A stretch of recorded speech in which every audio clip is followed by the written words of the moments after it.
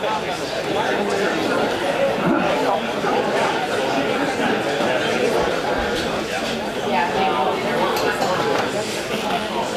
on ordinance.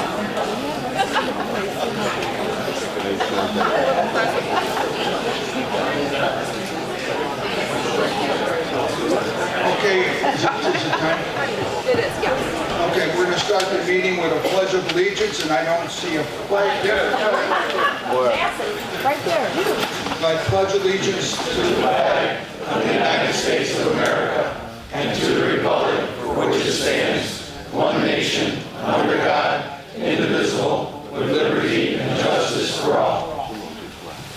Robert Vera, do you want to say a prayer? Sure.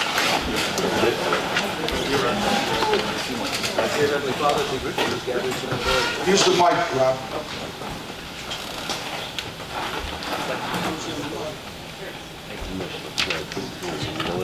Dear Heavenly Father, thank you for this evening, Lord. Thank you for this opportunity to gather together as a community to discuss some important topics. Lord, allow us to be able to have great conversation and to be able to work through this. And we pray this all in Jesus' name. Amen. Amen. Okay, the first thing we're going to do is I'm going to talk a little bit about the history of this project and some of the reasons why it's even happening.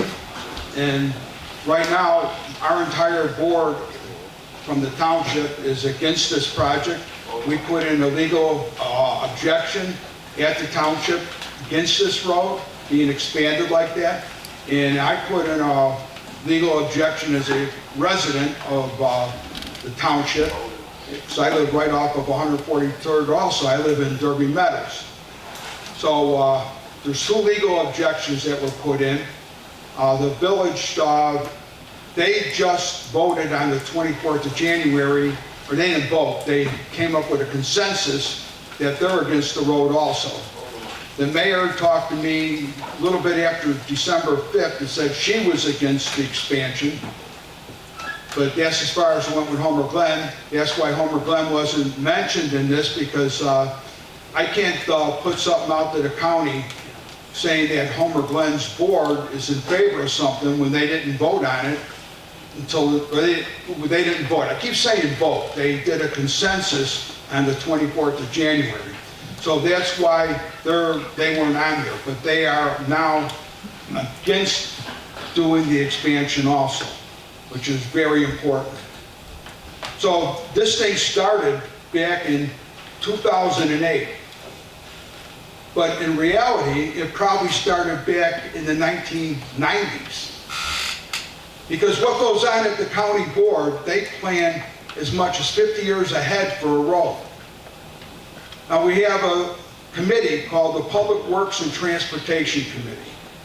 That committee looks at all the projects that are going to be going forward in the next year. Well, when we get it at the county board to vote on it, we take whatever the committee said, their recommendation, and we just go along with it. We don't look at each road. So some people ask me, well, why did you vote for this in July of 2023? And I said, because I didn't know what it was in July of 2023, because the county board members don't get the breakdown. So since we know there's a problem with the policy of how we do this, I'm the leader for the Republican side on the county board, and Judy Ogala is the chair of the county board, and I talked to her about rectifying this problem, because it happened now, and it's going to happen again and again, because we have a crappy policy. So I talked to her, and we kind of came up with an idea of making it that every 2 years, any project that's on the books will be a public hearing in the location where they're going to do the project. Because in 2008, when they were talking about it, some people moved in 2009 and sold their house to somebody that didn't know.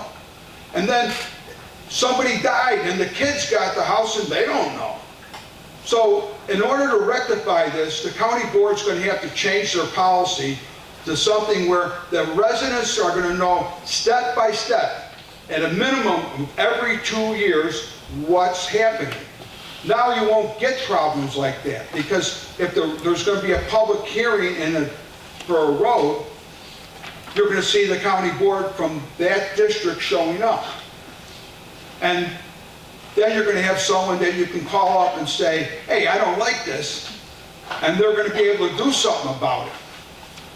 Right away. It wouldn't get to this stage.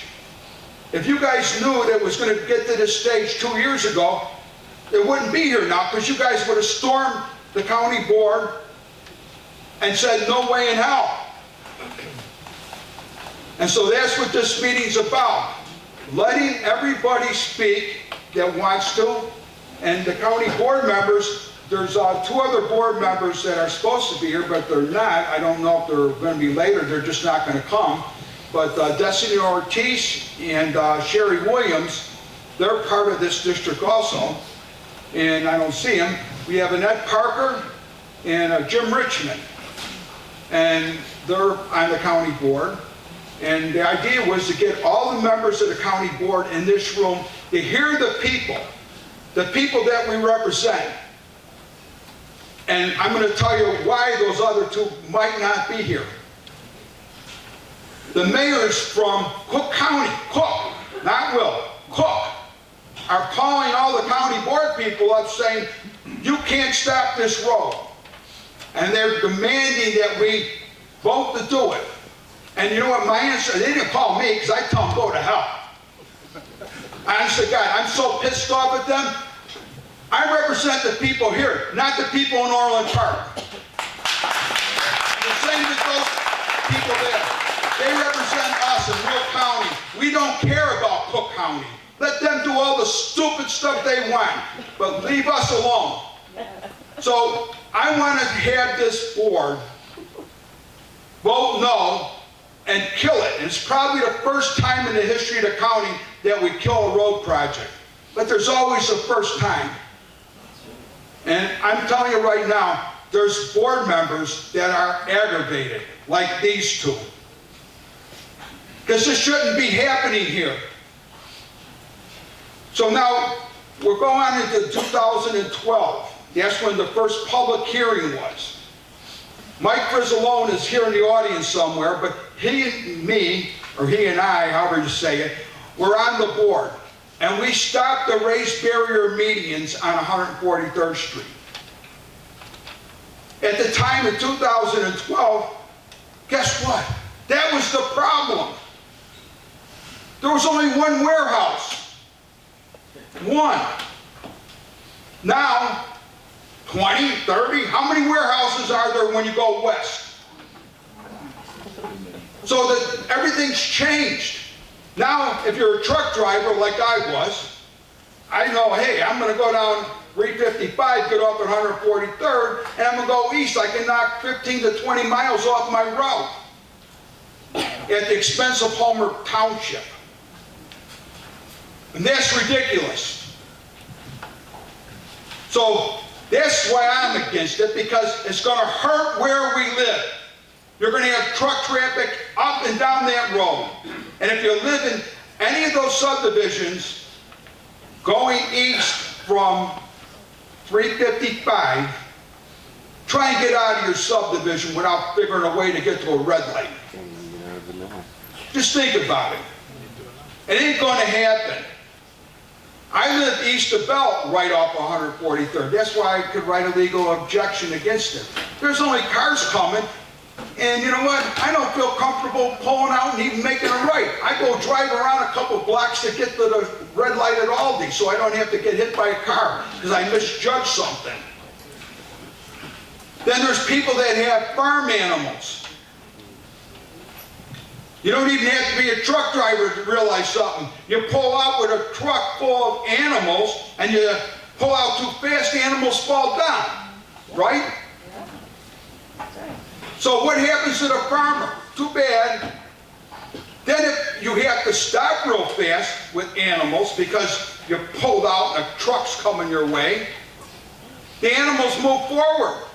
Then what happens to them? Then you have farmers that are pulling hay. What happens to them? Do they count? So the rural nature of Homer Township goes south. This is a horrible, horrible thing. So in 2012, me and Mr. Frizzalone were successful to get the race barrier medians removed, and that was a great thing. Everyone was happy. Then to fast forward to today, on December 5th of 2023, right around Christmas time, you know, I see it on the agenda and I'm reading about it and I'm thinking, this is a bunch of garbage. So I'm ready to raise hell at the county board. Well, I walk in there and there's over 100 people standing there signing up to talk. And I'm like, whoa, this is good. You know, the other members, they might say, oh no, this is bad, because they got to listen to them for 4 hours. But I don't care. I just think to myself, we need to hear the people we represent. So you guys are important to the, there's Raquel Mitchell. She's another county board member. She just arrived. So, we on the county board care about the people, not the stupid government or the road guy or any of these other guys. We care about all you people in this room, and that's it. That's how we vote. And it's different than other boards because we've already voted to stop a solar project in Frankfurt because the people didn't want it, and we're being threatened to be sued because it's a state law. We can't tell them no. But we're still doing it. So this is not a dog and pony show. This is something that is really able to happen, that we can stop these son of a guns. See, I didn't even swear. So now you go on from there, and since there's a lady from Hadley Road, she sent me a video. The video is from Orland Park in 2020, and it talks about what a great thing is going to happen. They're going to make it 5 lanes from 355 all the way to Cicero Avenue. So why? The trucks can connect to 294 without going 20 miles out of their way. So we're going to pay the price so that a truck can save 20 miles? I don't think that's right. And I don't think the board members up here think it's right either. So when the mayors are calling everybody screaming, I'm sure that any of you guys got calls from the mayors? Just Jim and Raquel. I got them. I told them too bad, and I'm sure they were probably nicer than me because I sweared at them. But I don't care because they deserve it. You don't do that and try and intimidate us to protect the people we were elected by. So now we're looking at what is the county trying to do. Hadley Road. Just think about that road, this little farm road, right? The people over there run the road, and there's nothing wrong with that road. But the county was going to do the same thing. They wanted to expand it and make it so trucks could go down it. And so then, I don't know what happened at the village, but the people from that area came and talked to me, and they said, we need help. So the road commissioner, Brent Porfilio, and Carmen Morella, our assessor, and myself went and looked at the road. The road commissioner said, don't worry about it. We can take the road and not raise taxes, and everything will be fine. And we won't change a thing. So I put in a thing that a jurisdictional transfer, that's so that the county can transfer the road to us. So we went to the village prior to that and said we're taking it. Well, that evening, I don't know, the mayor said that they're going to take it. So whatever. The village got it now. So the county couldn't do what they wanted. That's a good thing. That's a real good thing. The village has Hadley Road. But why did they want to put truck routes over on Hadley Road? Why did they want to do it 143rd? Is the next street going to be somewhere by your house? Is it going to be Gauger or Cedar? What are they going to do next? So we got to stop them now. And that's what this is all about again. Thank you everybody for coming to this because it's really important. Really important. Because our town will get destroyed if we keep letting other people dictate what we get. So with that, I'm going to give it over to our clerk, Vicki Boson.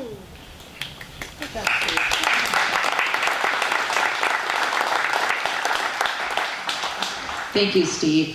First of all, I'd like to thank everyone for coming too. This is a wonderful turnout. And I would like to do a roll call for quorum, the Homer Township Board. So if I can start with Trustee Shake. Present. Trustee Bonomo. Present. Trustee Clausen. Present. Trustee Rivera. Here. Supervisor Balich. Here. Highway Commissioner Porfilio. Here. Assessor Carmen Morella. Here. Collector Mike Gondek. Here. Also Jim Richmond. Ned Parker. Here. And Raquel Mitchell. Thank you all for attending. Yes, we are also all in favor, like Steve had said, about stopping the 143rd expansion. And a few of us did go to the Will County Board meeting to speak out against it. That was Trustee Shake and myself, and of course Supervisor Balich.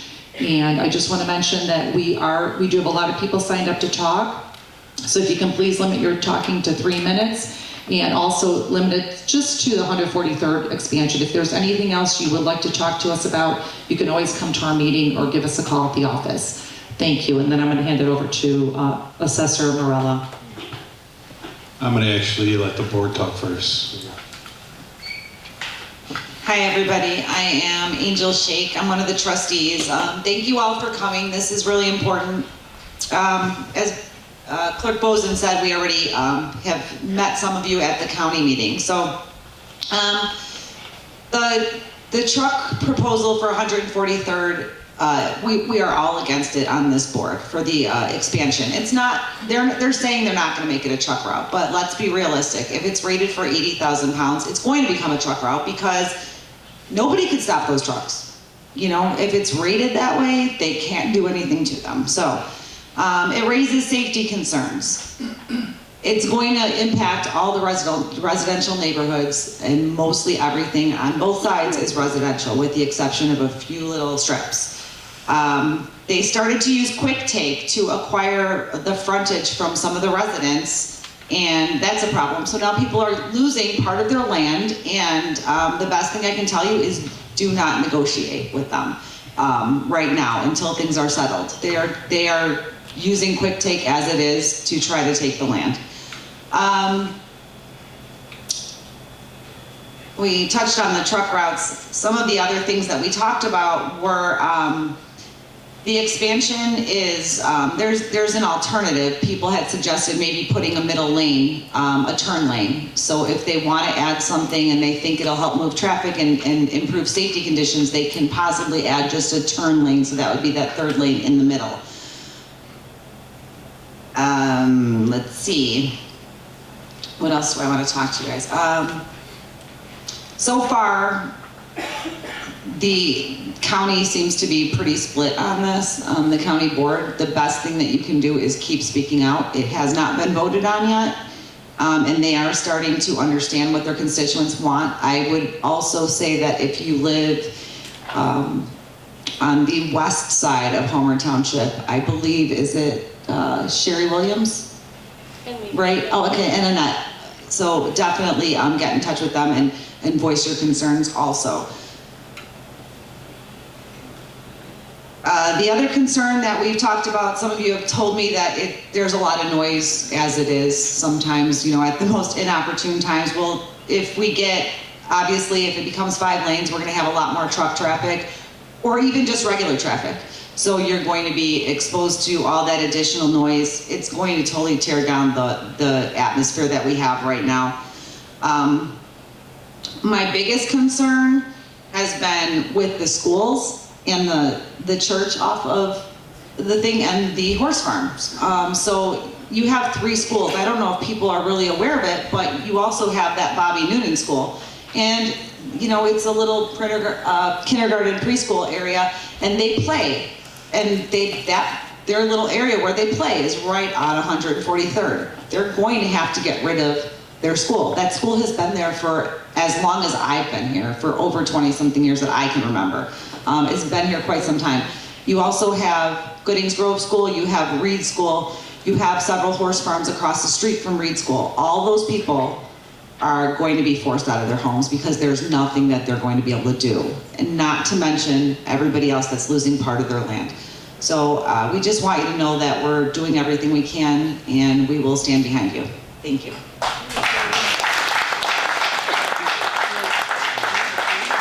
Good evening, everybody. My name is Michael Bonomo. I'm a Homer Township trustee, and I want to thank everybody for coming out tonight to voice their opinions on this issue. I'll start by saying, ladies and gentlemen, I want to draw your attention to an upcoming road widening project that's currently in the planning stages for our residential neighborhoods. The project involves expanding a road, cutting directly between our homes, schools, and church with only a small portion designated as non-residential. Several key considerations emerge. First, the proximity of homes to this widened road carries implications for property values. Potential noise disruption during construction and the loss of usable land for adjacent properties may lead to a decrease in property values. Traffic impact is another critical factor. While road widening projects aim to elevate congestion, the increased traffic flow may bring heightened noise, pollution, and congestion, affecting the appeal of properties along the widened road. Additionally, it is important to note that the increased traffic will also impact a horse farm across from Reed School. Visual changes, including potential alterations to the neighborhood's character and removal of greenery, can further influence property values. Well-maintained and aesthetically pleasing neighborhoods tend to command higher property values. The project's effect on accessibility to schools and amenities, coupled with potential changes in zoning, regulations, or land use policies, can have broader implications for property values. As we navigate through these considerations, a thorough analysis of our community's specific context, along with the research and engagement with real estate experts, becomes paramount. Understanding how this road widening project may uniquely affect property values in our residential areas is essential for informed decision making. And one thing off of my notes I want to mention too is there's always a concern with traffic in our neighborhood. You go down 143rd, there's some flowers set up, I think it's by Cedar, a death, okay? With increased traffic, trucks especially, and I'm not questioning truck drivers, but the additional increase in traffic will lead to the potential of more accidents. That's factual. The other thing is our school children. You think about, whenever they do traffic studies, they usually negate school bus traffic. And when you think about the routes that our children have to take, 159th, 143rd, 151st, you know, you start cutting, you add trucks to those routes, again, you increase the potential of situations that you don't want to hear about. So I think we have to look at this very seriously and consider the town that we represent, which is Homer Glen and Homer Township, which we do. And we're looking out for ourselves, not just ourselves, but you think of neighboring communities as well. My family, when they come to our town, I don't want them affected by truck traffic that we were not able to stop. So with that being said, I'm proud of our board for standing up to this issue and for all the residents here that are here to fight it. And I would recommend getting the emails to every Will County board member that's not for this and send them an email and let them know your feelings on this issue. Thank you.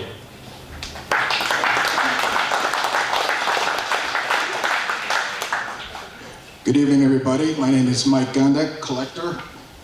Steve Bolich asked me to read off the official objection that we filed with the Will County clerk so that you know exactly what we sent to them. By vote of the Homer Township Board on January 8th, 2024, Homer Township legally objects to the 143rd expansion. Number one, the project will have a negative impact on the environment, cutting down trees, water runoff issues, excessive noise, pollution. Removing the rural nature of the area are some of the environmental aspects that the township objects with. You know, people can have flooding problems in their basement if they don't do the water right, and they do that quite often. This project will cause a drastic increase in traffic. It will serve as a quick route rated for 80,000 pounds, attracting trucks as well as cars moving to Cook County from 355. Number three, the project is a huge safety issue to a large number of homes on 143rd that will have to pull out of their driveway directly into increased car and truck traffic. Number four, the project will have a negative impact on subdivisions that connect to 143rd, causing a similar problem as experienced by homes with driveways. Number 5, the project has no benefit for Homer Township. It only benefits Cook County. Number 6, the expansion on 143rd will cause property values to drop and take too much of the property owner's land, causing a loss of value. 115 properties are in court with either quick take or eminent domain forcing owners to sell. There are 3 schools on this route, with District 92 speaking against expansion on safety reasons already. And finally, number 7, the government needs to respect the overwhelming number of people who live there and are against this expansion on 143rd Street. There have been hundreds of people who sent emails, called, and came to speak with not one in favor of this project. I just want to finally speak from personal experience on this project. I read an article on Daily Southtown, and Will County Director of Transportation, Jeff Ronaldson, he believes that an accident that happened in 2022 on 143rd and Hillcrest, that could have been avoided if there were more lanes. And I want to say that nothing could be farther from the truth. That accident involved my personal friend, Joni Radoszewski, who is the Township Trustee for Orland Park, and she's very upset, obviously, about the loss of her parents. And anyone who questions if multi-lanes are more safe, you could just walk out on Lakeshore Drive on an icy day and try it yourself. It's like really unreasonable that they said it. It just shows how desperate they are to fool you into believing this project is good. You can go to the Katy, has 26 lanes in Texas, and that's been proven after they added all those lanes that actually caused more traffic. It's something called induced demand. So I really think it's ridiculous. They should retract that statement. I don't know if they made that, or maybe the Daily Southtown kind of confused some words, but it is not safer to have multi-lanes. Thank you very much.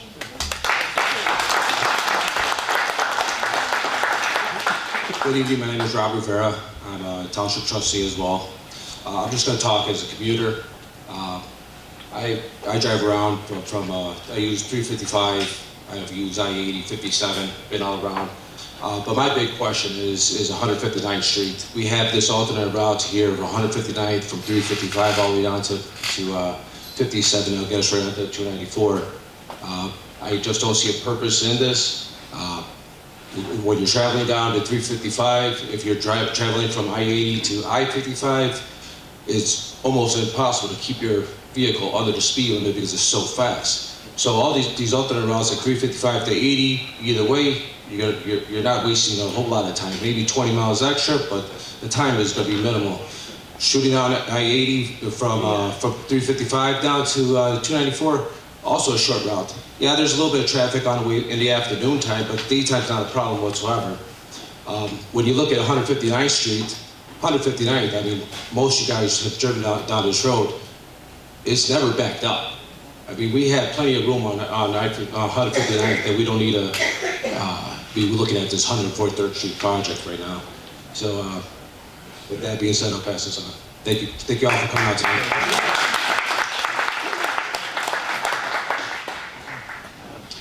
Hi, everybody. My name is Michael Clausen. I'm a Homer Township trustee.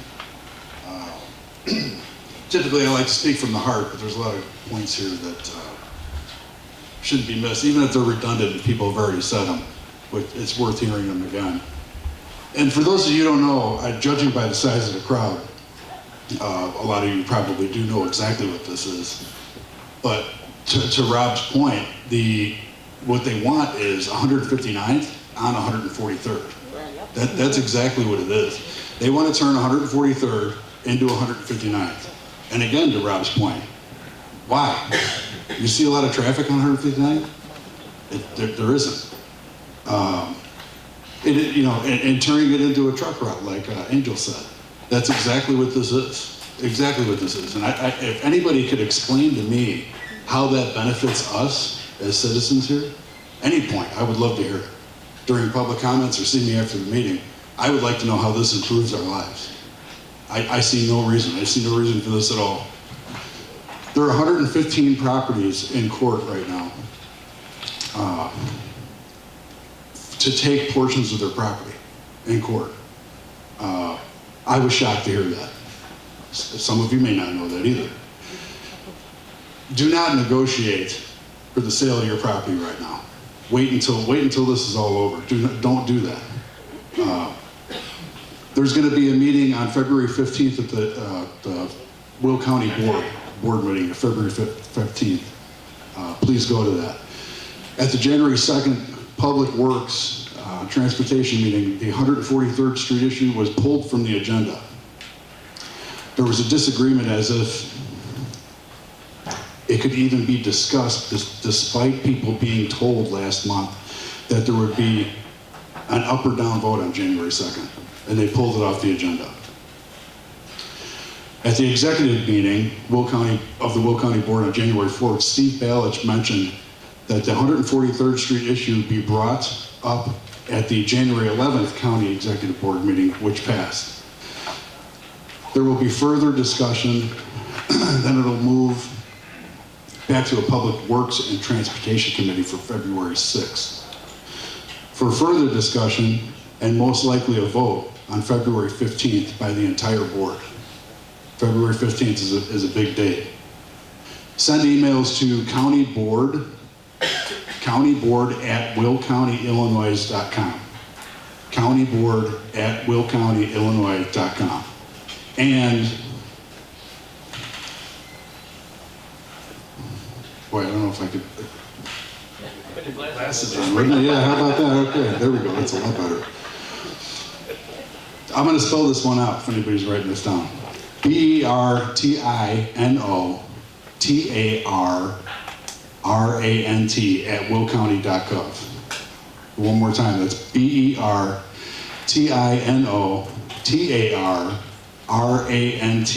at willcounty.gov. And ask that they be read in public comment. That's important too. I mean, drown them with letters and emails, please. Please send them. The county will pay $30.3 million for Section 1 and $28 million for Section 2, a total of $58.3 million for the 143rd Street expansion, which is 85%. The federal government, to do the road in 2 sections, pays $7 million in total federal dollars for the project, which is 13%. Again, how does this benefit us? The village of Homer Glen just took jurisdiction of Hadley Road, which would have cost the county between $10 and $20 million. The county is ahead by $10 million if they do nothing on 143rd Street, using the lower number of $10 million as the cost basis of what Hadley Road would have cost the county. If the county puts in the middle lane, which most people would prefer, the available dollars needed to be paid by the county will be $58.3 million plus $10 million, $68.3 million. A middle lane will not cost even close to $68.3 million. Why does the county feel a need? Why does the county find a need to shove this expansion down the throats of the people of Homer Glen at a huge expense to the county? The board members whose district is most affected by this expansion are Balich and Richmond. They are against it. Annette Parker, Sherry Williams, Raquel Mitchell, and Destiny Ortiz, whose districts touch this project, are against it as well. The Homer Township Board and the mayor of Homer Glen are against this expansion as well. So we're all against it. You're all against it. I can see that. I can judge by the crowd that we can already hear what the comments are going to be.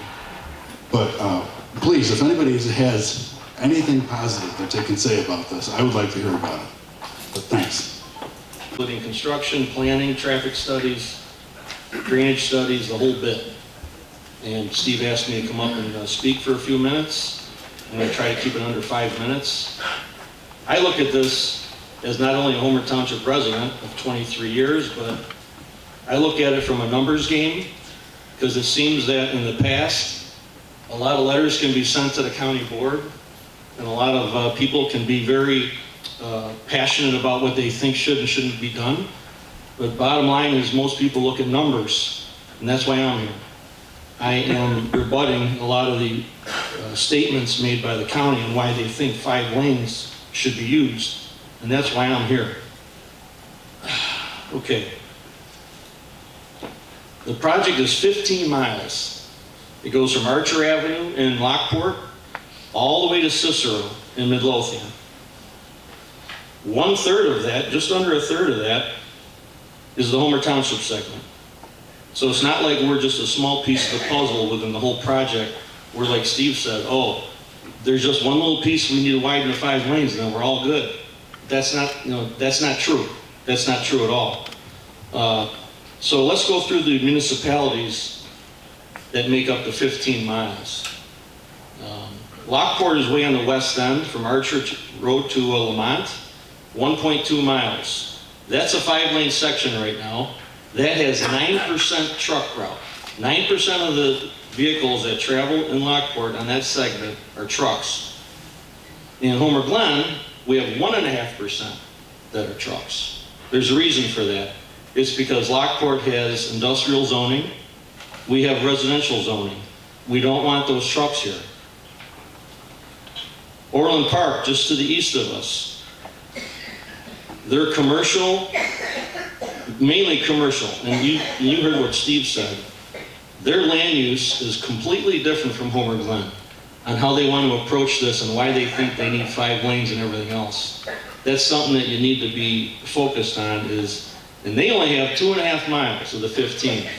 And they're beating their chest saying, oh, you need to widen it, we control the destiny of this road. Cook County is generating traffic. We got to get from 294 over to 355. They got a lot of big mouths over there. But they only control 2.5 miles.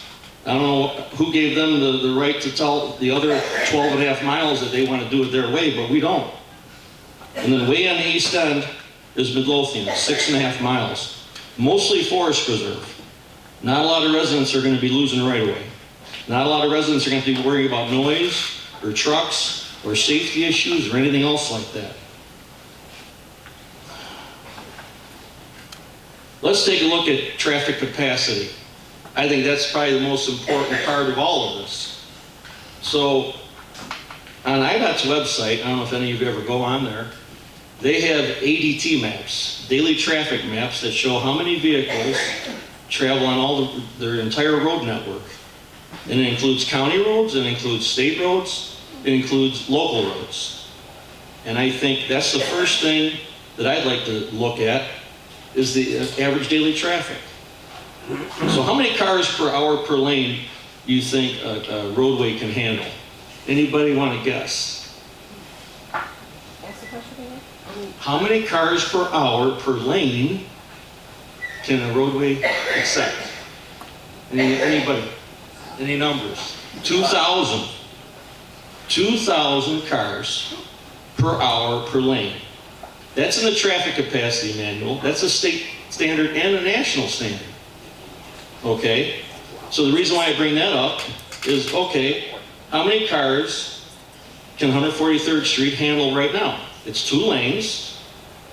It can handle 4,000 cars per hour for 2 lanes, 1 each way. It has a saturation level of 15 to 20,000 cars a day. The way it is right now. 15 to 20,000 cars per day based on metrics and national standards. Okay? So how much traffic do we have right now on 143rd per day? What do you guys think? Someone was reading the stuff. Very good. I had a map, I don't know if they put it up over there, but I'm going to give you some numbers. So 143rd Street, per the state ADT map, from Lamont Road to Bell Road, 12,300. What did I just say was the saturation rate? 20,000 cars. So that's going both ways? Yes. So today there's 12,300. It's on the map. 20,000 is the capacity. What does that tell you? That tells you we got a lot of, we're not there yet. They're like, oh, we got to go to 4 lanes now, we got to go to 4 lanes now. We don't. And then you ask yourself, okay, well, they're projecting it to be 14,000 or something next year. Well, you can keep going up to 20 before it reaches saturation rate. But even better than that, if you look at the traffic on 143rd, 151st, and 159th, that's basically the east-west route to get from Cook County to 355. And you got 2 lanes on 143rd Street, you got 2 lanes on 151st, and you got 4 on 159th. How many lanes is that? That's 8 lanes with the capacity of, do the math, 20,000 for 143rd Street, 20,000 for 151st, 40,000 for 159th. 80,000 cars per day, ADT, to be handled by those 3 routes. 80,000. What does the ADT map say we have today? 12,300 143rd, 9,500 151st, 17,400 159th. You got 40,000. And we have a capacity for what? 80,000, double. Why do we need these extra lanes? I don't know. Actually, 159th can take all of them. Right? They should. I don't know.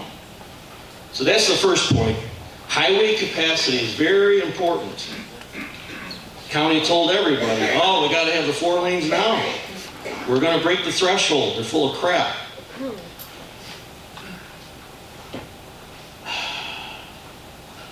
Declassification of the road. Let's talk about that for a minute. 143rd is classified as a minor arterial. That's not the same as a Class 2 truck route. The only part of 143rd Street that's a Class 2 truck route is, guess where?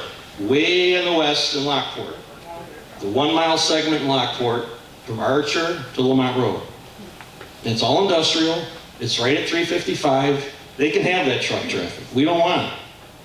But that's the only piece that's a truck route of 143rd. They have not designated it east of Lamont Road. And until they do, we don't want the trucks. That's point number 2. I like that. All right, a couple more things.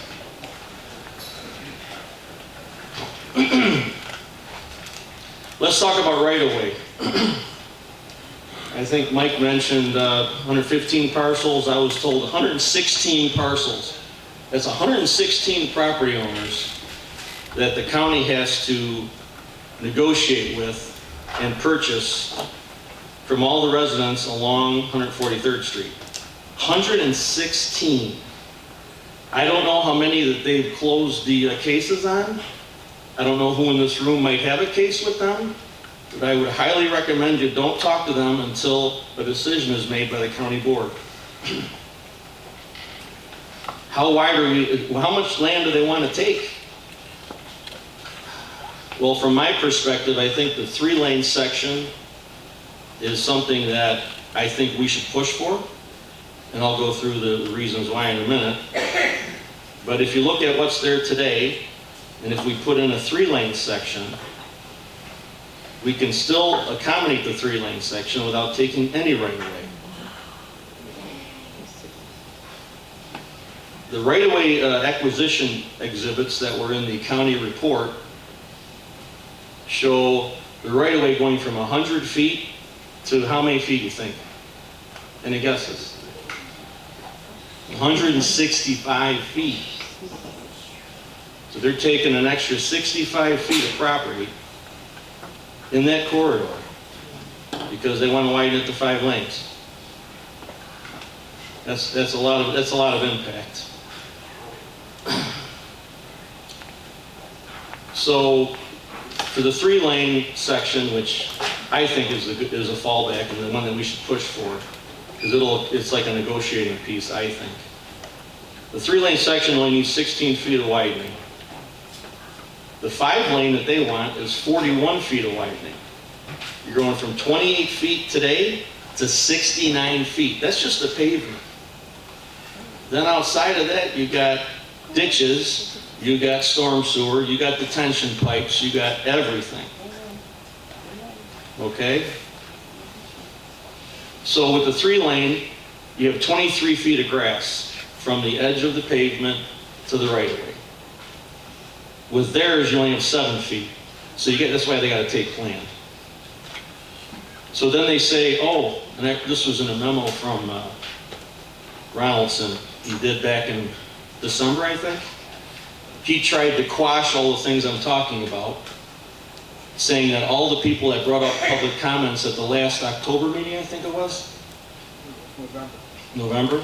He said that he looked into all these things, and he said he still thinks the 5-lane is what we need to do. I couldn't make that, but I wish I was there. So, first thing he said was we don't have capacity for it, and I just told you that he's full of crap on that. The second thing that I talked about was the availability of the right-of-way and not taking any. We do not have to take any right-of-way for the 3-lane section, period. That's a big cost savings, and it's a big stumbling block to getting to construction, because they can't start construction until all the right-of-way is taken and closed. So when you add pavement to a corridor, whenever you turn grass into pavement, guess what? You need detention, because what that does is it slows down the runoff from where it has to go, so there's no flooding. So one of the things that came up in October was they talked about, oh, we don't have any room to make the ditches bigger, we don't have any place to put the detention. That's another load of crap. The median can hold it in a pipe under the median, you can put detention. I do it all the time. It's no problem at all. There's 22 feet of ditch available if you need to over-excavate to get a larger conveyance footprint. So they're full of crap on that too.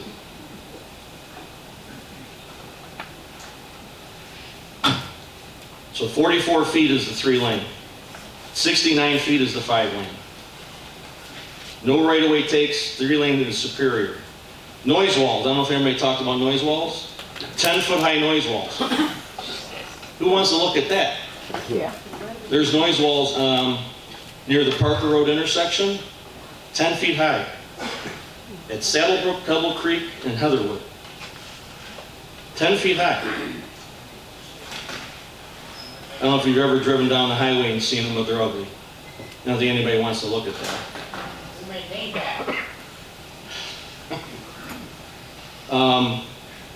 There was a couple of trustees that mentioned safety. And so the 3rd lane, it serves a lot of purposes.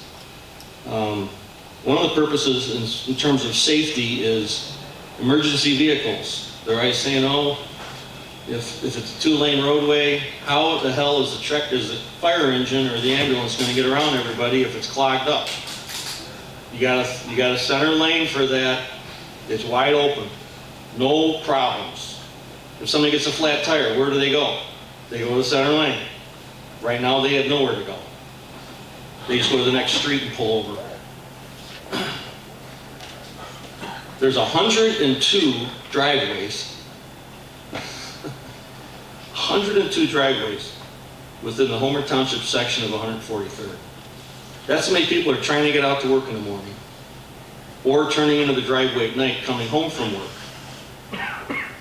And here again, if somebody is turning into their driveway coming from the opposite direction, there's rear end crashes and everything else. But if you have a center lane, guess what? You pull in the center lane, you wait for your gap, and you turn. No problems. So that conflicting movement, and them saying it's a safety issue, that's more a load of crap. So I covered emergency vehicle lanes, turning movements. Stopped vehicles, if somebody has a flat tire and can't get off the road or can't get into they can pull in the median and change their tire. That's something that you see all the time. Or if you see somebody that's waiting to pull into their driveway, if they're taking a right turn into their driveway, you can go around, use the center lane to go around them. It's just like a passing blister. So, there's a lot of advantages of a 3rd lane. Most of the reasons why we need a 3rd lane is why they want to go to 5 lanes. So I want to summarize everything. So, traffic capacity. What do you remember? 80,000 cars per day we have capacity for. And what's out there today? 40,000. Very important. Driveway access. and safety. We have a center lane now. That handles both of those items. Right-of-way takes, they go away. Noise walls, they go away. Cost savings, 45 to 50% cost savings. 3-lane versus 5-lane. That's a lot of dough. And then finally, the stuff they said about drainage and detention and that, it can be handled within the 3-lane section. And let's not forget, people also commented on the higher speeds. Even though it's posted 45 on 159th Street, how fast do people drive? 65, 70? You get passed up if you go 45. Like you're standing still, right? Think about that. So people now go 45 on 143rd Street. That's what's going to happen when they widen it. It's going to be a damn superhighway. You're going to have trucks. You're going to have high rates of speed, which is going to invite more accidents and more problems for people trying to get in and out of their damn driveways. So that's everything I got. I'll be here after the meeting if you guys want to ask questions. But the numbers don't lie. They say they lie. They say things on the county board. They say things in their memos, but they're not right. They're not right from my perspective. And because of that, I think that anybody that's on the fence with this, that's on the county board, you can come talk to me about it. But I think I gave enough reasons why 3 lanes is superior for everybody's benefit. Thanks.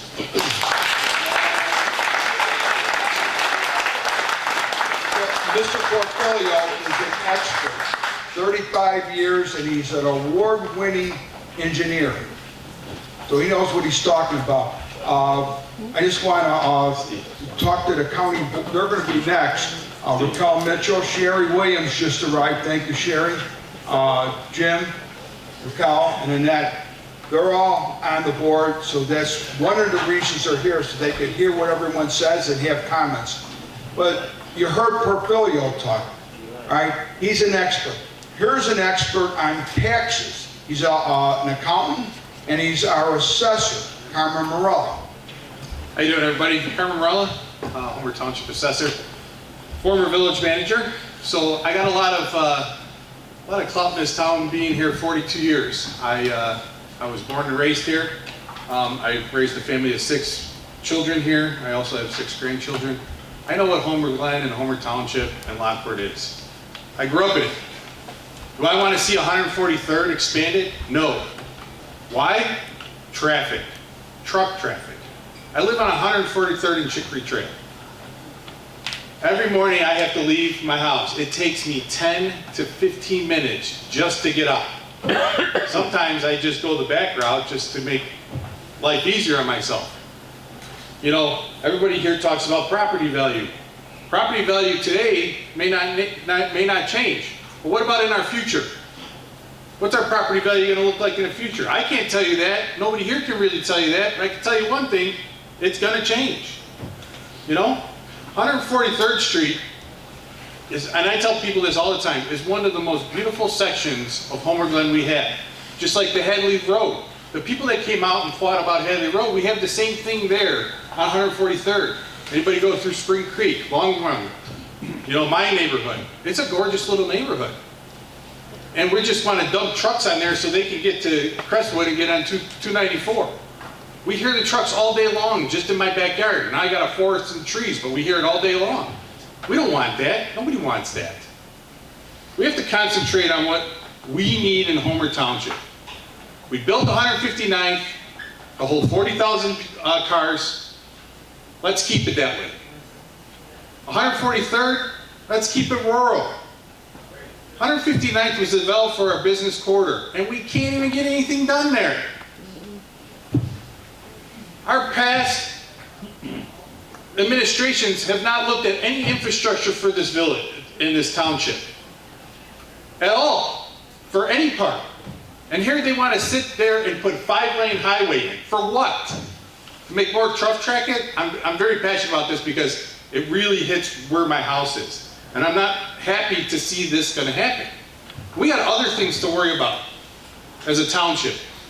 We need to move forward and get stuff taken care of. Let's not worry about spending, I think, Portfolio, what did you say? $10 million they saved, or Mike, you said $10 million they saved on 58 million? Cook County, help us out. You know, let's work on our water. How about that? Let's get that done. You know, we need to do things in this town that are for us and for the township people. All of us, all 40,000 of us. And that's what we stand here and fight for. It's not easy. But I'll tell you what, I'll stand behind everyone that's behind me to get stuff done that's right for us.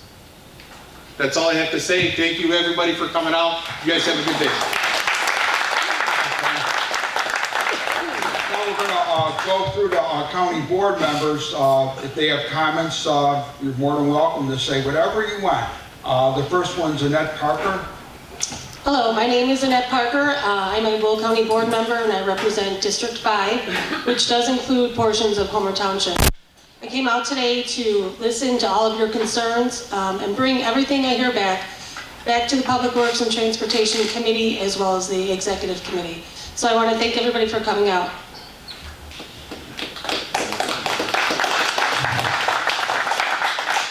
Good evening, everyone. My name's Jim Richmond. I'm in District 4 with Steve. I'm also on the Public Works Committee too, as well as the Executive Committee. If I could just take a minute, because I can tell you, I've been in your shoes. I grew up in Orland Park in the 60s and 70s. I'm in my mid-60s now. I drove down the Grange Road and Southwest Highway on my bike without my parents' permission, and I looked up the census. It was like 3,000 people, between 3,000 and 4,000 people at that time. I have seen the explosive growth and what traffic and roads can do to a village and how it changes everything. So I'm here, I've listened to you before, I've gotten a lot of emails, I've taken a lot of phone calls. I hear you and I'm with you. So I just wanted to make sure that I was out here to let you know exactly where I stand. So thank you.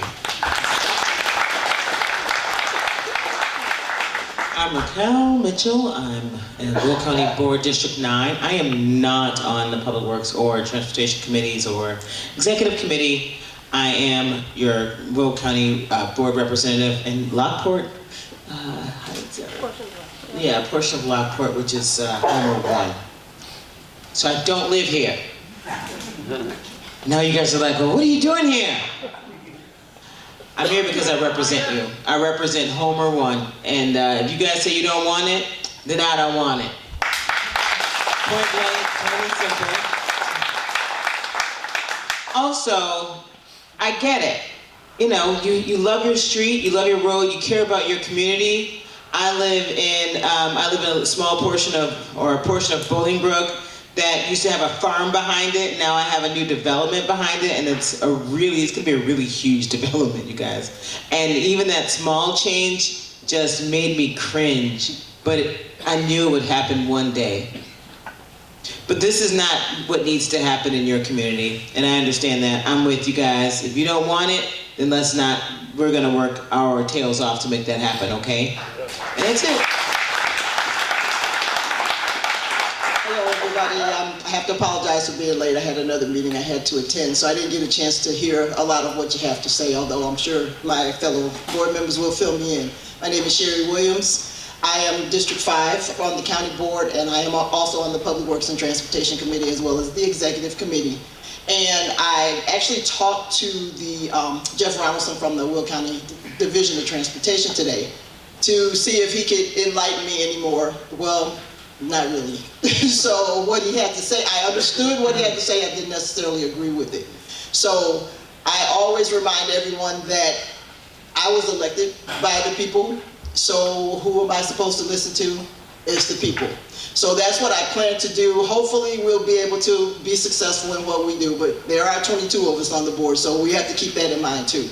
But we do hear you, and we are trying to fight as well as we can for your position on this particular situation.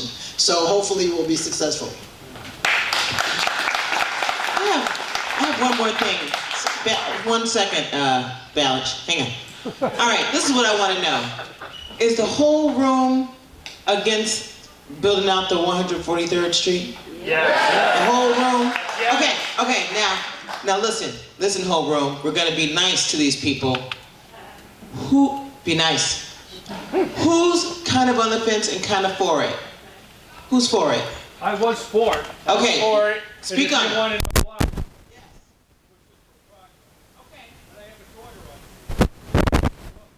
And I said, okay, but after listening to the commissioner down there and Steve, well, I have to agree. This is why we had the conversations. You too. I signed up to make my comment, so I was going to make my comment, but since you said who. Yeah, I want to know who. Let's get this done. Let's get the party going. Yeah, I just want to know who. It's already 8 o'clock. All right, that's all I wanted to know. We're going to be nice because they changed their mind. See, we get along good at the county board. We're missing one person, it's Destiny. Destiny Ortiz, she represents the same district as Raquel. And she might have had a meeting or something, I don't know. But just so you know, she told me she was against the expansion also. And that's why I used her name in the mailers, because she said it was okay. So if you look there, there's 6 county board members sitting there that are on our side, so it's not a dog and pony store. So now, I just want to give everybody my phone number. So if you got questions, call me on the telephone, 815-557-7196. 815-557-7196. That's my cell. I don't have a house phone. So if you call me and I don't answer, I see a red thing come up on my phone and I call you back. And it might be a couple days sometimes, because sometimes I get a lot of red stuff on my phone. But I do call everybody back all the time. I never don't call back, okay? And my email is that's my first name, Steve, but S.Balich, B-A-L-I-C-H, at Comcast.net. That's my personal email, and that's the best one to get me. And if you want to send it like official or something like that, then you go sbalich@willcountyillinois.gov. But either way, I want to make sure everybody in this room knows how to get a hold of me if you've got a question or a problem. So with that, the clerk's going to start the comments from the public. Thank you, everybody, for your patience. All right, I'd like to start with James Shake. And again, it's going to be a 3-minute comment, and let's stick to the 143rd expansion. Let's stick to the comments regarding that. Thank you. Hello, everybody. My name is Jim Shake. I'm the committeeman for Homer 8. My precinct goes from 143rd all the way down to 151st.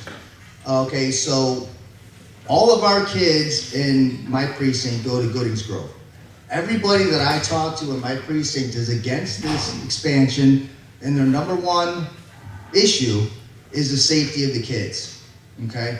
Not only do you have to put, so we got Reed School, which is 92, and then Goodings Grove, which is 33C. So a lot of you are going to Goodings Grove too. So what's gonna happen, we put the 20-mile-an-hour sign out when the kids are coming in and out of school, right?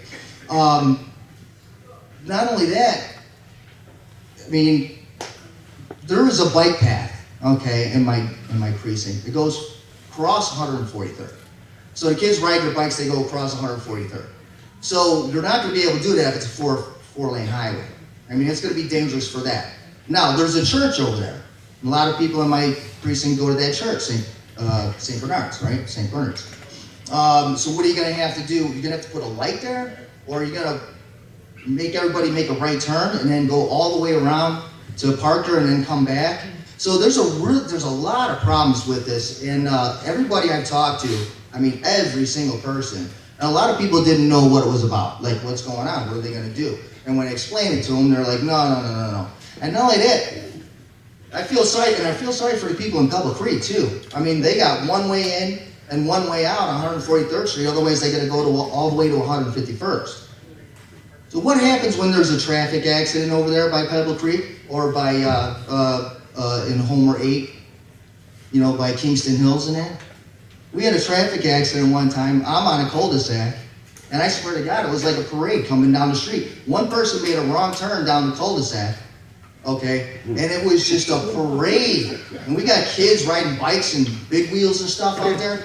Now, it's only going to be temporary, they say, with the construction, but people are going to be cutting through your neighborhoods. They're going to be cutting through my neighborhoods. We got kids out playing everywhere, and it's only temporary because all we have to do is remember what happened on 159th Street. That was only temporary too, and it lasted 10 years, right? So I just want to put on record. 30 seconds. I want to put on record that I am against it. Most of the people in my precinct are against it, and I hope they do the right thing. Thank you. All right, Diane Cermak. Diane?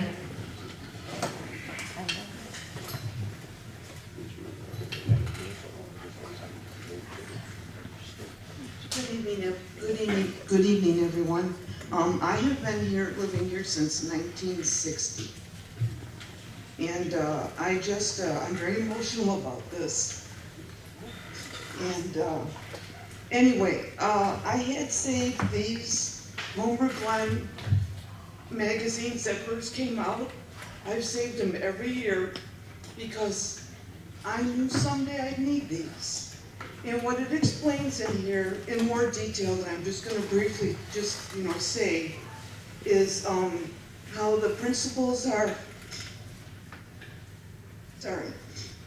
how the principles are for the planned area, the development, also with nature and native plants and wildlife. And that's my concern. Sorry. I'm so sorry. I didn't mean to do this. I get like this.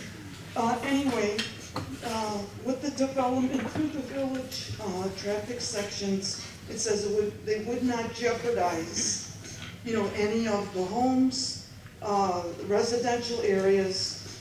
I wanted to know if that was a promise or a lie.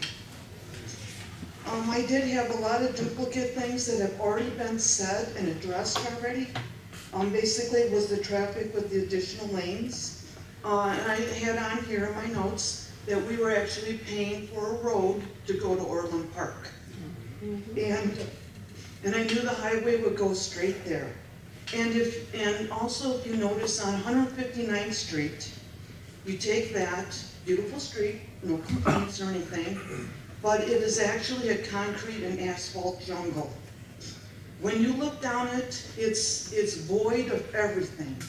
Even if you were to plant trees in the center, like Orland Park has that, you look beyond that, and what you see is just concrete and pavement.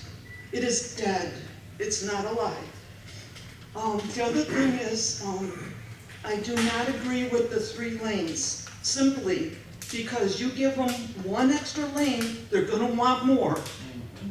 And also, I call 143rd Street the scenic route.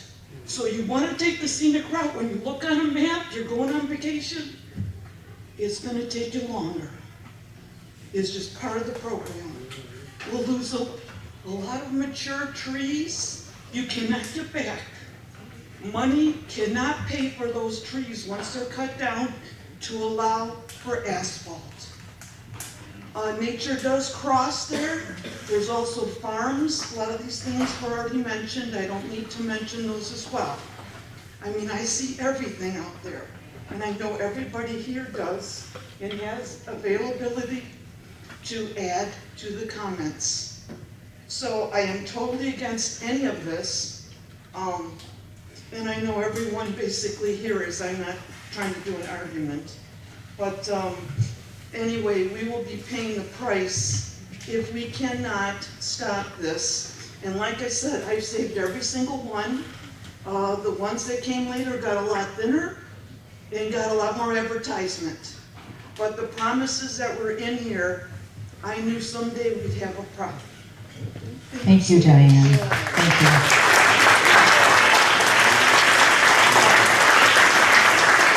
Okay, Wayne Olgenheimer. Wayne? Are we Hi, my name is Wayne Felgenhauer. I live on 143rd Street between Hillcrest and Cream Roads. Brent, thank you very much for the statistical analysis. I really appreciated that. Well, I'm against the truck route. However, I've heard a lot of misinformation that's been going on. For example, it's the village that designates that road, whether or not it's going to be a truck route. Oh, and by the way, Steve, I talked to another board member today. You can say what you want, but it's the county board. And that person was on the county board too. I'm not going to argue. As long as I'm getting distracted here for a minute. Steve, I've supported you for what, 12, 14 years that you've been our representative, my representative, and I'll still vote for you in the next election. But the point I want to make is that I live right on 143rd. I've been there for 40 years. I've stopped counting the number of accidents that have happened in that short area of where I live, which is going east and west from my house, which is about 600 yards. There's at least a half a dozen accidents that are happening there. Now, I thought maybe if you have a 5-lane highway, that may take care of the traffic, but I know that's not going to work. I like what Brent brought up about the middle lane. And the reason why I'm saying that is somebody mentioned, when you pull out in the morning, I have to count 7 seconds between the last time I see the car going west to east, so I don't get rear-ended. And I'm right across the street from your farm. And I know you've got the same issue. So, yeah, we don't need a truck route, but we do need something to stop, to cut down on the traffic. I mean, it's horrific.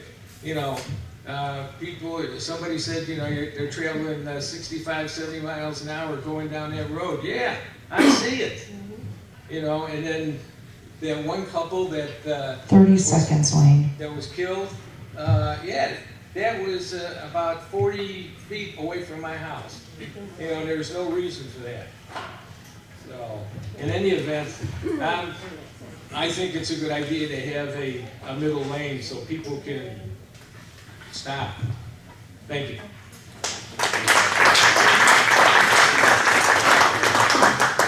Okay, Christy Nasser.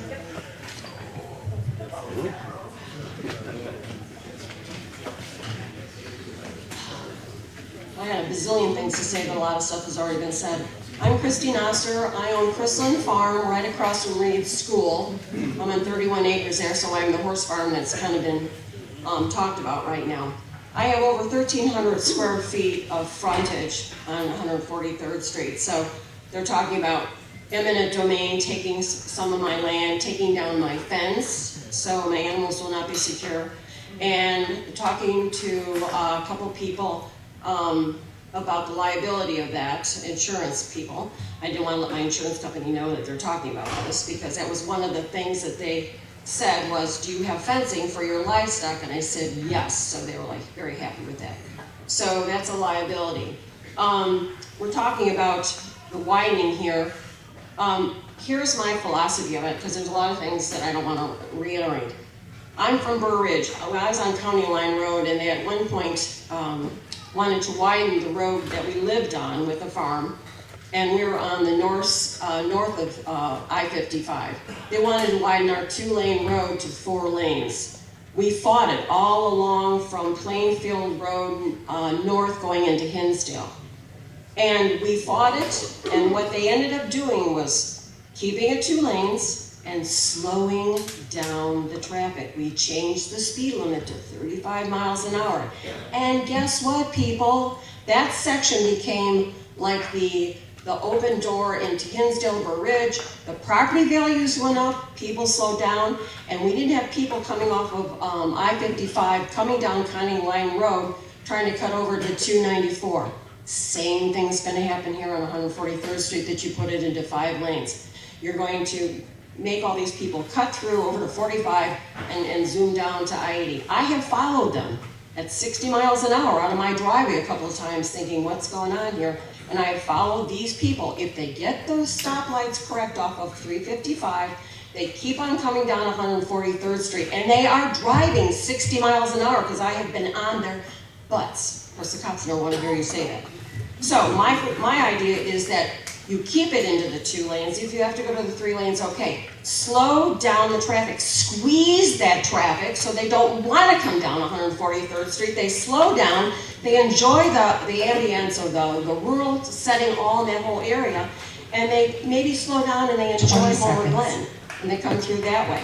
So I know because I have to pull out of my driveway with a horse trailer. I do not want to have to come across 4 or 5 lanes of traffic jeopardizing my animal's safety. So, and also the wildlife, we want to protect the wildlife too. And you put those flashing lights in front of the schools with 5 lanes right there, nobody slows down, they don't do it right now anyway, and I'm waving my arms like this, someday I'm gonna get, killed. So anyway, that's all I have to say. Thank you, Christy. Jim Sullivan.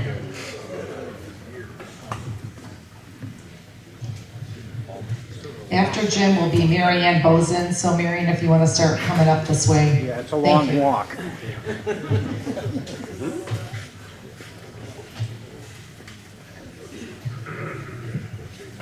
After Mary Ann is Jeannie Georgakopoulos. I might have massacred that last name, so sorry. Chris, how you doing?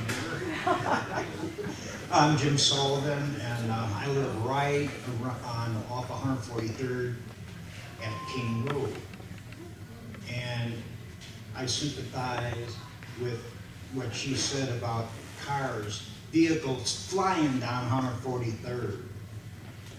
And I've been involved in several accidents where they missed me as I turned into King Road off 143rd. It's a T intersection. So when it comes to the 3-lane rehab, I agree with that for safety's sake. And another thing is nobody discussed traffic control when it comes to traffic lights. If you can't slow them down with a speed limit sign, try to slow them down with traffic control devices, like around Cream Road, King Road, and Reed School. It's hazardous over there. They fly through there, and it's difficult for a lot of people, especially on the west side. It's like a speedway through there. And the only thing that stops them is the speedway at Vermont Road. So I'm also a volunteer for the EMS division at Homer Glen, and it's very pleasurable when I go out there and work traffic control because I feel I'm playing traffic tag with all the people that don't understand speed. So I appreciate it. And have a nice day.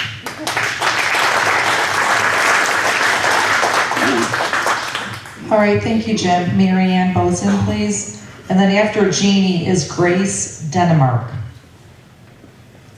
I won't take up too much of your time, I hope. But I've been out here for almost 40 years. And now, as you go down 143rd, you have 2 schools, 3 fire stations, a church, the lady that was here before with the stable for the horses, and then we have a farmer that has the cows and the sheep, and then we have the golf course, and then after that we have a little tiny shopping center.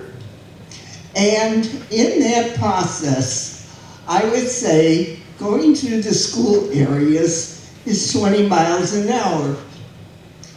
And so any semi that's moving fast from Wolf Road will be stopping pretty soon because there's other stop signs in there before they hit the school. And then they go 20 miles an hour with the semi and trying to stop there. I would say building even more the third lane down 143rd is really just maybe something by the entrances if there was anything else. Other than that,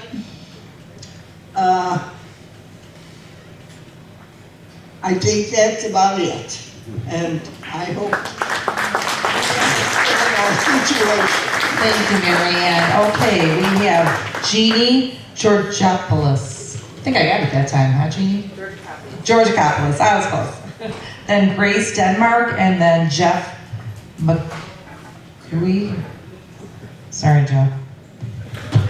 Hi, I'm Jeannie Georgopoulos. I've been out here since 1992. I am a realtor, and I want to ask the county why the rest of the members aren't here to look at the faces of the people who are paying the taxes, who are going to be affected by this lane thing that you guys are saying that you want to do. It is horrible. It's going to affect the ruralness of us. It's only going to benefit Orland Park. Orland Park did a beautiful job with their concrete pavement, taking them all the way from LaGrange to I-80. These trucks can go around and not affect us. These people, the community, the ones who pay the taxes, the ones that you guys are supposed to be representing. We are the ones paying the taxes. Save your $58 million, give it to the people. Do something better with it. Repay the 159th. Listen to the numbers. Listen to the people. Do what we want. Homer Glen has always been a little community. It's been wonderful. It's been rural. This is what people like. You're also going to take away these people's value of their homes. I live off of Sally Brook. We have one way in, one way out, and then you're going to put a 10-foot wall up? Thank you very much. Let's really cause an accident, because nobody's going to stop. We're going to have a bigger blind spot. It's valleys. It's got hills. We need to protect the farmers. I can adamantly say I'm against it. Please go talk to your neighbors. Power in numbers, guys. Please talk to your neighbors and have them come out. Have them back our board. Let's do this as a community. Thank you. Thank you, Jeannie. Okay, Grace Denmark, Jeff McGarricky, I think? McGarsky. All right, Jeff, come on up here, and John and Kim Patty. You're after Jeff. Thank you. Hello, I am Grace Denmark, and I have been in Homer Glen for 33 years. We chose this community. We didn't inherit property. We did our research. We came out here. There was a promise that I feel that was made to us. We have sheep in our backyard. We have deer that come through our property. We have seen baby foxes be raised in our community. And every year that we stay here is another year I question why. Because the promise is just going away. The promise of the rural community, of the ability to have sheep in your backyard. We just got chickens. Now we can have chickens. Fantastic. Watch them get slaughtered on 5-year lane highway. So I am very disappointed in my town because, again, I feel like we've been sold a bill of goods that just wasn't true. This isn't going to be a rural community. This isn't going to be a place that was Googled. You can Google us for our dark skies. And we were given awards for our harmony in nature. And it just seems that, well, as long as a 5-lane highway benefits Orland Park, because we all know how well Orland Park's doing right now. So let's be the next in line to follow in their footsteps. Thank you.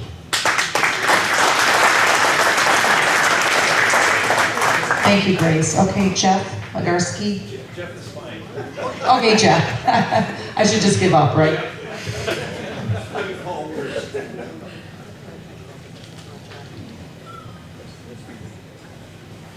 Yeah, my name is Jeff, and I'm kind of a newbie here amongst everybody else here. I've only been out here for 10 years. I'm a city slicker.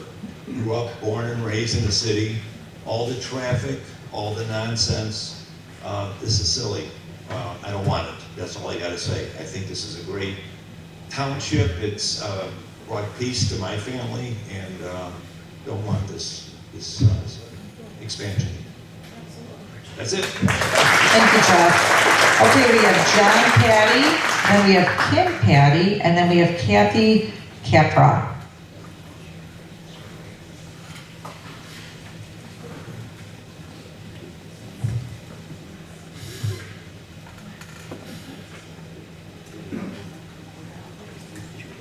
Good evening, everybody. My name is John Patty. I live in Screen Creek Woods, about the fourth house in off of 143rd and Cedar.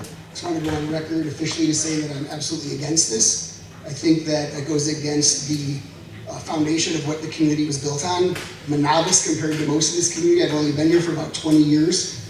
And I don't think there's anything else that I can say that everybody hasn't. But what I do want to say is that for those commissioners on the Will County Board that feel that this is something that's good for somewhere that they don't live, I would say please revisit the values that are on your website. Accessibility. Explain to me how moving this project forward enhances accessibility when the numbers tell us it's not necessary. Fiscal responsibility.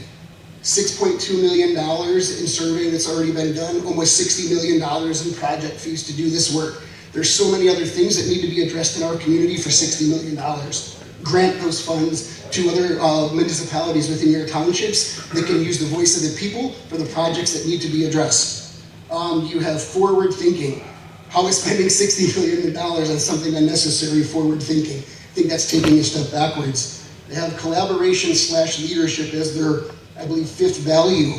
I don't think that anything about this is collaborative. They should consider changing collaboration to interdependency. For those that may not know the difference, collaboration means you choose to work together. Interdependency means you can't move something forward without working together. We need to work together. And I would say, lastly, leadership. If this passes, this is not leadership, it's dictatorship. Thank you.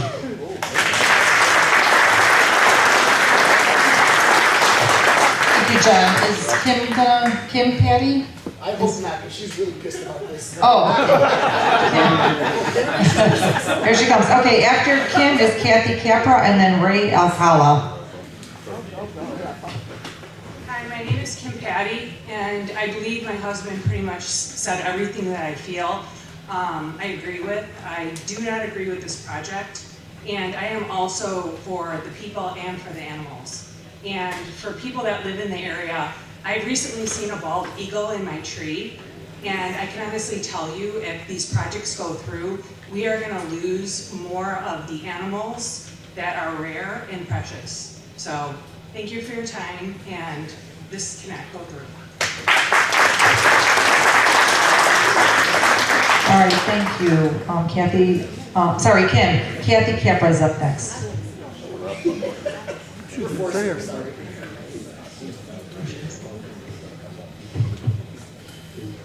Hi, I'm Kathy Srepa. I live right by John and Kim. And yeah, we see animals all the time in the woods. I'm Diane's neighbor too. And a lot of neighbors here. So we're against it, that's all, for sure. Thank you, Kathy. Okay, Ray Alcala, and then after Ray is Mike Dean, or Dune, sorry, Mike Dean, okay, got it. And then Kathy Hufferitz after that. Sorry, guys. So I would like to thank Steve for calling this meeting and sending out the flyers. You know, we all got them. And you can see we have a good community. There's a lot of people here. But you still got to call your neighbors, tell your neighbors, get their butts out here. Because the problem is, if we don't send these emails, letters to the county board and make sure everybody understands exactly what we want, we're going to lose. So you guys got to, you know, not be complacent. You're showing that you can do something. So we need to do a little more. A little history. Back in 1960, my wife's family moved out here to near Spring Creek Woods, the corner house on 143rd. We have 150-year-old oaks, black walnuts. We already gave up 35 feet of easement to the electric company, and now they're talking about taking another 65, which would bring it to our front porch. So the third lane, to me, is a good idea. If you drive down the road, you see the power lines, and there's a circle around there where all the trees are growing above the lines. So it's beautiful. The animals are fantastic. I don't like the tailgaters. You know, there's a lot of people that are, I slow down to 45. I put my cruise control on, screw you. I'm not going, you want to pass me, pass me. But I'm trying to keep everybody slow. So if we all slow down to 45, they'll get the idea that we're not in a hurry. They can go to 159. The other thing I'd like to say, it was very nice to get the true numbers because you get a lot of speculation and guessing on what's going on. You know, 80,000 is a lot of vehicles that can be handled in a day. And once all these facts are out, you know, not on the internet, but in people's faces, maybe they'll understand that 5 lanes isn't necessary. I do agree with the turn lane because trying to get out of our driveway, you got a hill there, you're trying to get in your driveway, people just run right up on you. So that would be a good idea. And one thing wasn't mentioned was the bike path, because they were also talking about 5 lanes and a bike path. And if you saw the path that's on 159th, you could drive a UTV on it. You know, it's 8 feet wide. So hopefully we can get a little further with this. And I want to thank everyone on the board and everyone that showed up. And I hope that you guys can do the right thing by the people of Homer Glen, because it is supposed to be harmony with nature. So thank you very much. Thank you, Ray. Okay, now we have Mike Dean, then Kathy Aferitza, and Mickey Smith. My name is Mike Dean. I came out here, I was kind of four lanes at the beginning. I have a daughter on the board and she said, Dad, you gotta go out there. She says, I lived out in Homer Glen for, you know, all of her life. Now she's a county board member in District 1. And she says, you have to go out there and listen to Steve and the commissioner talk. Well, I listened to the professional talk, and I changed my mind. I'm with her on this. She said, do not bring that road to a 5-lane or a 4-lane. She said they might negotiate a 3-lane. That's something the board would have to consider. But she is well aware of what happens in Homer Glen because she lived here. And she just wanted to tell the people that came out here that she's for you. She will vote against this 4-lane or 5-lane. And I wish Carmen the very best, because when he said the water, wouldn't that be something if we can use that money that the government was going to give us for this road for our water and sewers? Wouldn't that really be something? Wouldn't it be something if we all called up Jackson, our congressman, and says, yeah, we know we have some money here, and we can call up Pritzker and tell them, hey, we got $60 million maybe, or $50 million in Homer Glen. We can maybe use that for something special.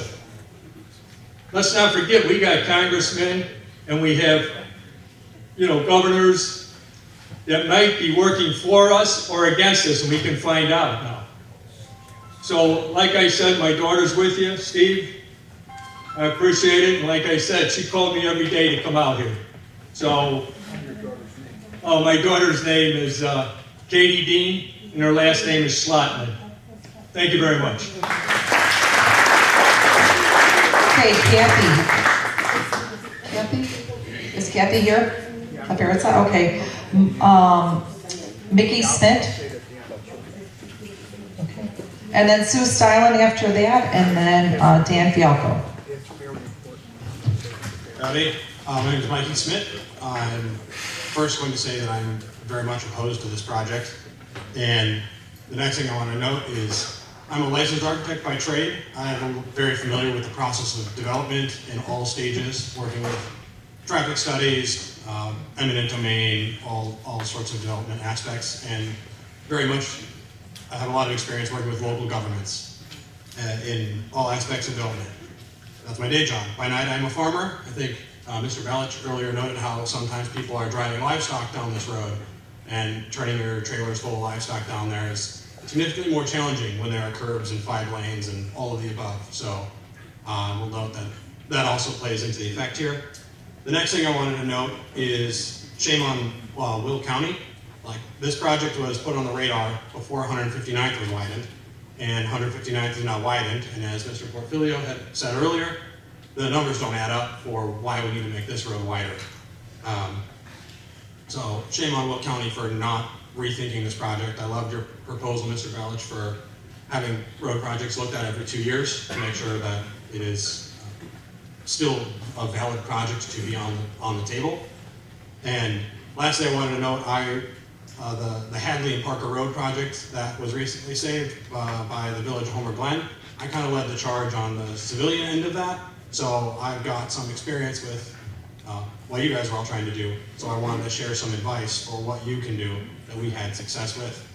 And the number one thing I would say is be at these meetings, be at the county board meetings where they're discussing it at that level, and be writing letters and calls to all of the county board members who are going to eventually vote on this. Because they're going to get into debates with their staff who determines what sort of road projects are worth doing. And the more pressure you guys can put on the county board, the better. So write them letters, make phone calls, bring up all the facts and things that were brought up here.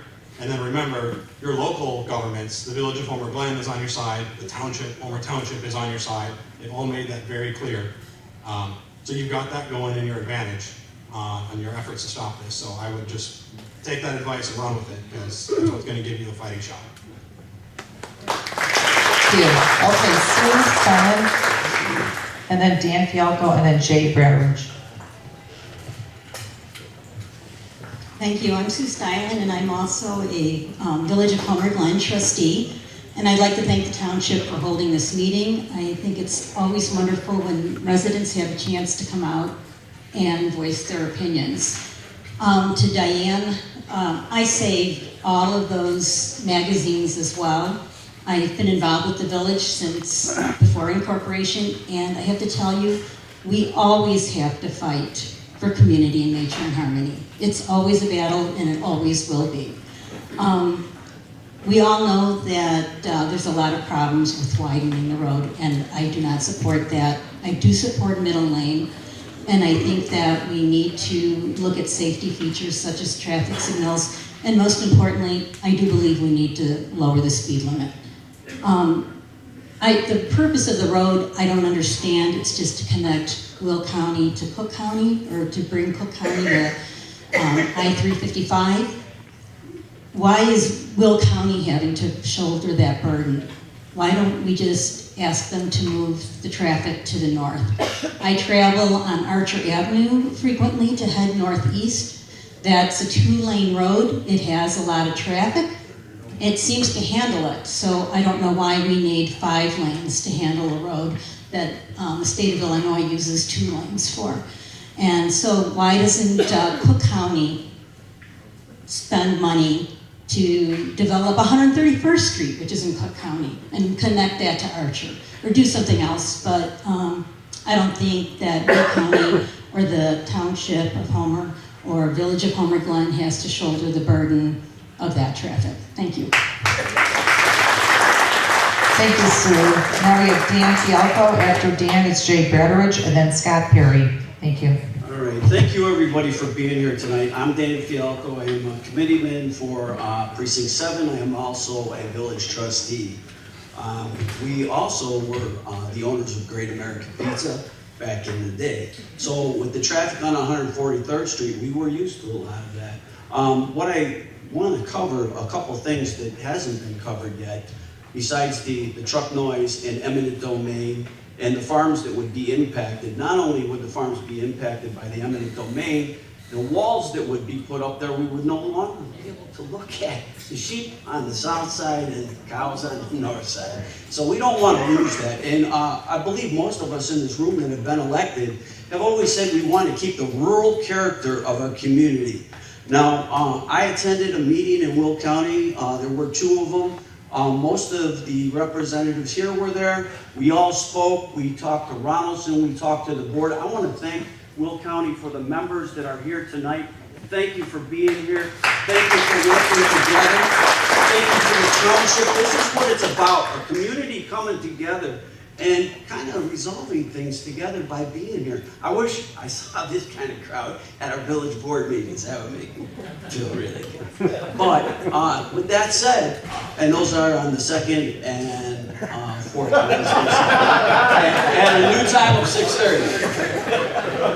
But with that said, one thing we had talked about, well, I want to make sure too, Reed School, the director of Reed School was out there at that meeting in Will County. He doesn't even want it. At our last village board meeting though, we were canvassed on Wednesday, and you can watch that on the village board website if you wish to do that. The link is up there right now, also on Comcast Channel 6. Those meetings are broadcast every morning at 9 o'clock. But we were canvassed. What do we want to do as a board for 143rd Street? And the consensus was that nobody supports it. Nobody wants it. Myself as a committeeman, as a trustee, I have not heard one person that supported this at the Will County meetings or anybody that I've talked to. So you've got my support, you've got the support of the township, you've got the support of the village. Nobody wants this. We're on your side. You elected us to represent you, and that is what we are doing to the best of our ability. What I want to do is throw a word of caution out. For the 3 years that I've been on the village board, there's been a couple other things that went to Will County that we asked for. And one of those was we asked them to stop culling the deer. That was a big thing that took place.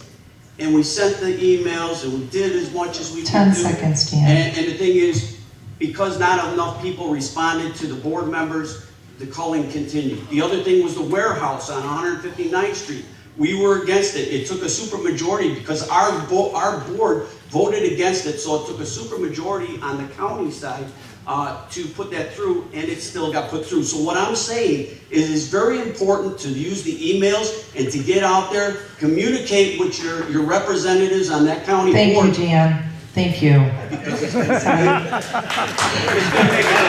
points, Dan. Very good points. We appreciate it. Jay Bradridge, and then it's Scott Perry, Robin Brink, and Connie Brink. Thank you. Hi, good evening. I'm Jay Bradridge. I am a plant commissioner for Homer Glen. I live 7 houses off 143rd Street between Parker and Old Oak. I been there for 37 years. I pull out onto 143rd Street every day. I signed up to speak tonight because I had a real lot to say, but you guys covered a lot of that and took a lot of wind out of my sails. But there are some things I like to re-emphasize. One is what Carmen said. I too raised 5 children in Homer Glen, and they were running all over the neighborhood, running from Chickasaw over to Pebble Creek, crossing 143rd all the time. And frankly, 5 lanes, are you kidding me? How's these kids gonna get across the street? They're not, or they're gonna get hurt, or they're gonna get killed. So the safety factor for me is a big one. You know, my kids always went over playing Culver Park and come back to Chickasaw. Kids are riding bikes all over the place all the time.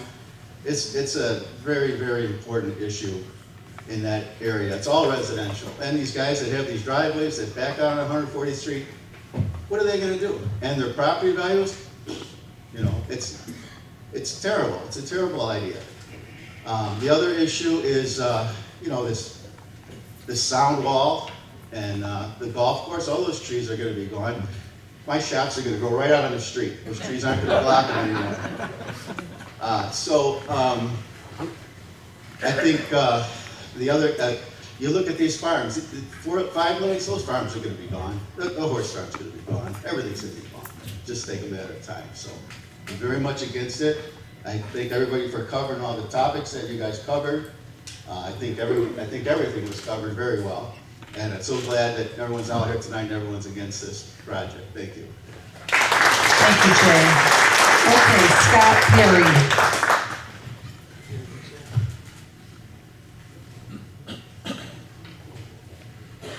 Good evening. I live along the Parker-Hadley corridor, and we really do appreciate the support that we got from Homer Township, Steve Balich, from the city of Homer Glen, and from the community at large. And I really think that it kind of surprised and shocked a lot of people from the Will County, you know, that kind of run the county. when they got the kind of reaction they did. And, you know, there have been a couple of other issues recently that came up where there was a lot of reaction from Homer Glen. And I think they're starting to get the idea that the definition of progress is a little bit different for Homer Glen than it is for a lot of the communities in Will County. And we just need to keep pushing that concept that we are different, that we have a different way of looking at the community, and that we will not you know, go along with the programs. You know, the community wants the community to stay the way it is, and we have a little bit different idea what progress is, and just keep it up. I know that when I talked to people originally about in my community about the road widening for Hadley and Parker, they were like, gotta fix this in, you'll never change it, it's a done deal, you know, that's just the way government is. Well, we proved them wrong. And we need to keep proving them wrong, and it's folks at this table that help make that happen. We really do have a government that responds to the needs of the community. So, but thanks again, and let's all pitch in and make it happen this time, and if need be, the next time, it's time for that. Thank you, Scott. Okay, we have Robin Brink, Connie Brink, Keith Joza, and then Christina Knightsky-Chorkey.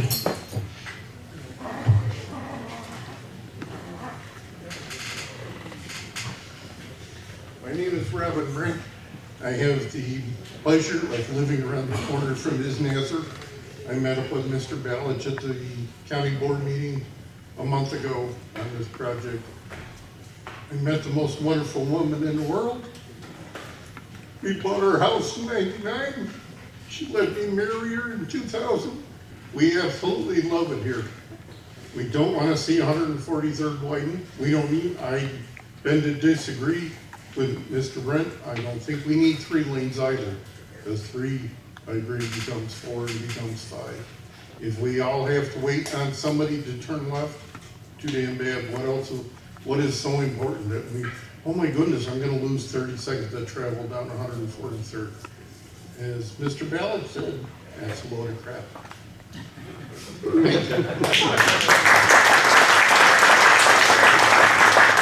Thank you, Robin. Connie Brink? Yeah, my name is Connie Brink. I agree with my husband and all the people in this room. See no point in this expansion whatsoever.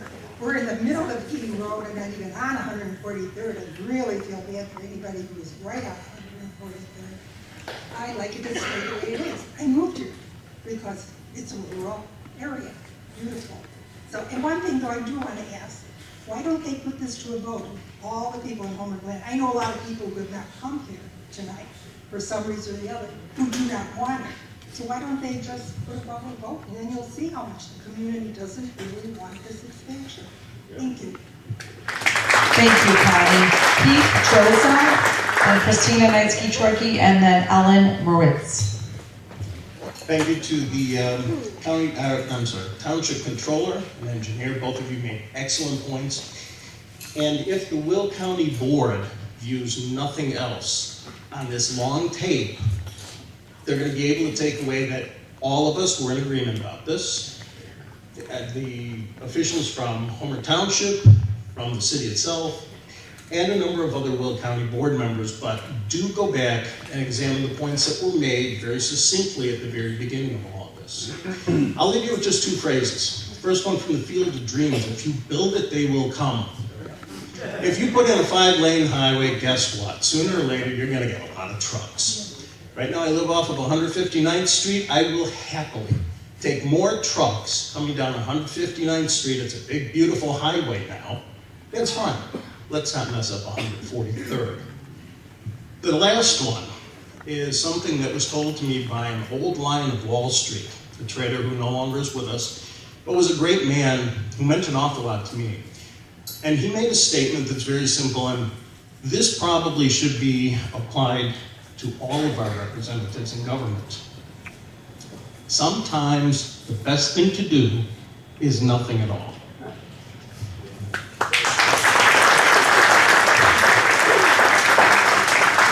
All right, thank you, Keith, that was great. Christina Knightsky-Troiki, and then we have Ellen Moritz.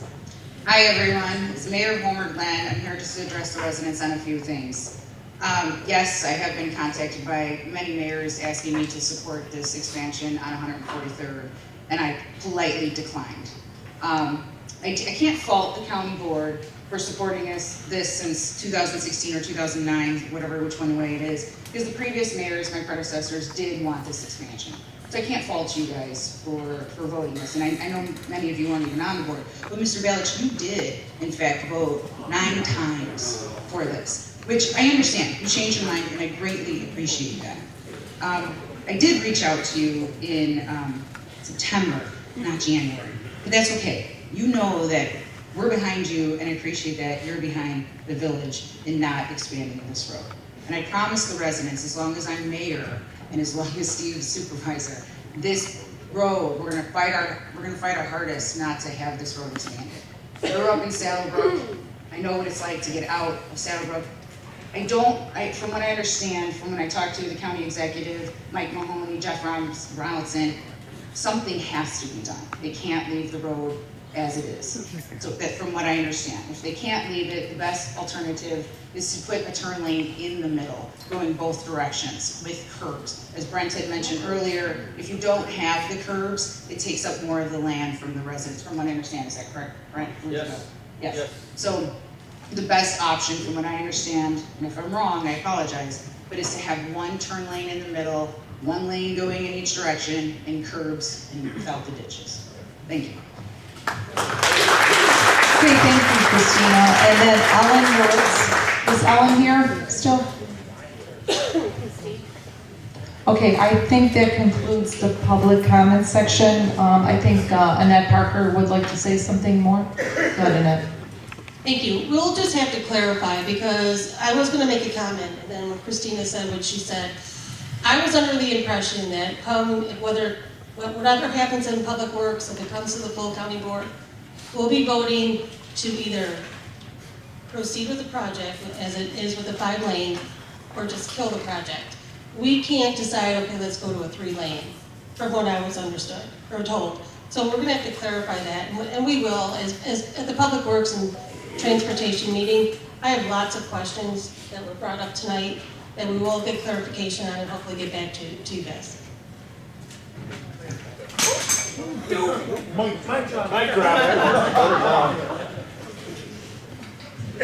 We'll just test that it still works, and it does. I know, Steve, you mentioned that we had to be out of here by 9 o'clock, so I think everybody up here has heard you loud and clear, and we're all here to represent you, our constituents in that. So I appreciate everybody coming out. I'm glad it isn't as cold as what it was a couple of weeks ago. We had a lot of attendance, so I know we all heard you loud and clear. I'm sure on the other side of the podium you guys heard too, so I just want to thank you for coming out. Thank you, everyone, for coming out. And is there any other comments? Don't go yet. We got one more thing that's real important. So just hold up for 1 minute. Anybody else from the county board want to say anything? I want to thank Sherry Williams and Raquel Mitchell, Jim Richmond, and Annette Parker from the county board for coming out here.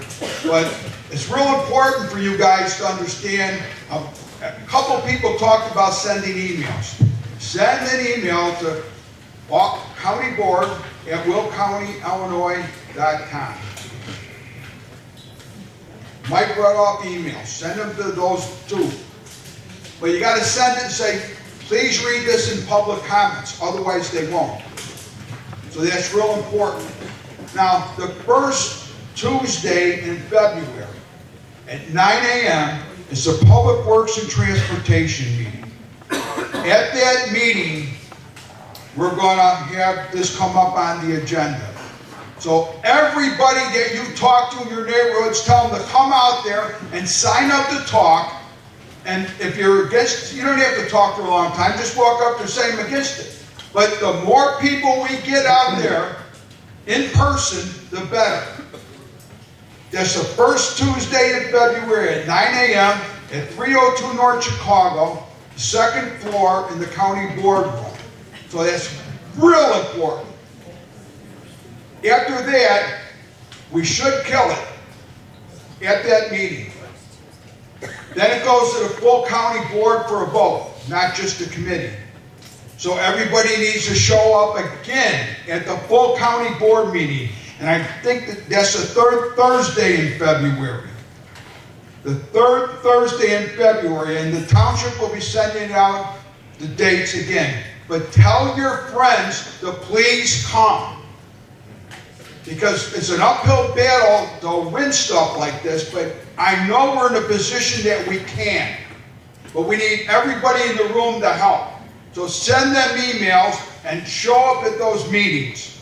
And you know that these county board members are with us.